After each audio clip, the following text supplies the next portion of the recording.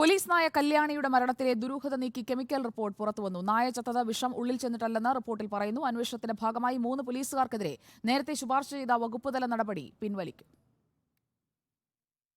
കഴിഞ്ഞ വർഷം November 20-നാണ് inspector റാങ്കിലുള്ള കല്യാണി ചത്തത്. നായയുടെ പോസ്റ്റ്മോർട്ടം റിപ്പോർട്ട് വന്നതിന് പിന്നാലെയാണ് ദുരൂഹതകൾ ഉയരുന്നത്. കല്യാണിയുടെ ആന്തരിക അവയവങ്ങളിൽ കണ്ടെത്തിയ വിഷാംശമാണ് സംശയങ്ങൾക്ക് കാരണം. സംഭവത്തിന് പിന്നാലെ K9 സ്ക്വാഡിലെ മറ്റ് നായകളെയും പരിശോധിച്ചെങ്കിലും പ്രശ്നങ്ങളൊന്നും കണ്ടെത്താനായില്ല. തുടർന്ന് പോസ്റ്റ്മോർട്ടം ചെയ്ത ഡോക്ടർ റിപ്പോർട്ട് ചെയ്തതിനനുസരിച്ച് നായയുടെ ആന്തരികാവയവങ്ങൾ വിശദമായ രാസപരിശോധനയ്ക്ക് അയച്ചിരുന്നു. ഇപ്പോൾ പുറത്തുവന്ന രാസപരിശോധന ഫലത്തിലൂടെ ദുരൂഹതകൾ നീങ്ങിയിരിക്കുകയാണ്. നായ ചത്തത് വിഷം ഉള്ളിൽ ചെന്നിട്ടല്ലെന്നാണ് കെമിക്കൽ റിപ്പോർട്ട് സൂചിപ്പിക്കുന്നത്. ഇതോടെ അന്വേഷണത്തിന്റെ ഭാഗമായി വകുപ്പുതല നടപടിക്ക് ശുപാർശ ചെയ്ത പോലീസ് ഉദ്യോഗസ്ഥർക്കെതിരെയുള്ള നടപടി പിൻവലിക്കും. പൂന്തുറ ഡോഗ് സ്ക്വാഡിലെ SI ഉണ്ണിത്താൻ, പരിശീലകരായ രഞ്ജിത്ത്, ശ്യാം എന്നിവർക്കെതിരെയാണ് അച്ചടക്ക നടപടിക്ക് ശുപാർശ ചെയ്തിരുന്നത്.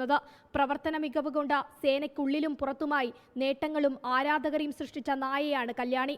2015-ലാണ് പരിശീലനം കഴിഞ്ഞ തിരുവനന്തപുരം സിറ്റി ഡോഗ് സ്ക്വാഡിന്റെ ഭാഗമായത്. 2021-ൽ എക്സലൻസ് പുരസ്കാരം ഉൾപ്പെടെ 10-ൽ പരം ഗുഡ് സർവീസ് എൻട്രി എന്ന നേട്ടവും കല്യാണിയുടെ പേരിലാണ്. ട്യൂമറിന് ശസ്ത്രക്രിയ നടത്തി വിശ്രമത്തിലിരിക്കെയായിരുന്നു കല്യാണിയുടെ മരണം. റിപ്പോർട്ടർ, തിരുവനന്തപുരം.